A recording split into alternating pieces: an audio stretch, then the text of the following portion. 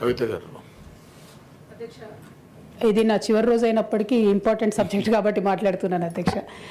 ఎందుకంటే ఈ మధ్య పేపర్లో వార్తలు చూసినాం అధ్యక్ష, ఆదివాసీ సాంప్రదాయాన్ని దెబ్బతీసే విధంగా వైదిక చిహ్నాలను కొన్నిటిని చెక్కడం జరిగిందని చెప్పారు అధ్యక్ష. దాని పట్ల చాలా ఆదివాసీ సంఘాలు కూడా అభ్యంతరాలను వ్యక్తం చేసినాయి. రెండవది, although I respect the spirit of the government అధ్యక్ష, అసలు ఈ మొత్తం సమ్మక్క సారక్క జాతర స్పిరిట్ ఏంటంటే 2 ఏళ్ళకోసారి అమ్మవారు అడవిలోంచి రావాలి, రోజు అక్కడ పూజలు చేయడం అన్నది సంస్కృతి కాదు అధ్యక్ష. ఫండమెంటలీ ఎండోమెంట్స్ టేక్ ఓవర్ చేయడం అన్నదే కరెక్ట్ కాదు అధ్యక్ష. ట్రైబల్ వెల్ఫేర్ వాళ్ళు ఈ మొత్తం ఇష్యూని కూడా టేకప్ చేస్తే ఆ గిరిజన సంస్కృతిని రెస్పెక్ట్ చేసే విధంగా ఉంటుంది అధ్యక్ష. ఎప్పుడైతే ఎండోమెంట్ వస్తుందో ఆ తర్వాత హుండీ వస్తుందో అధ్యక్ష, హుండీ వచ్చిందంటే కంప్లీట్గా వైదిక సంస్కృతి వైపు కూడా మొత్తం మారిపోయే పరిస్థితి ఉంటుంది అధ్యక్ష.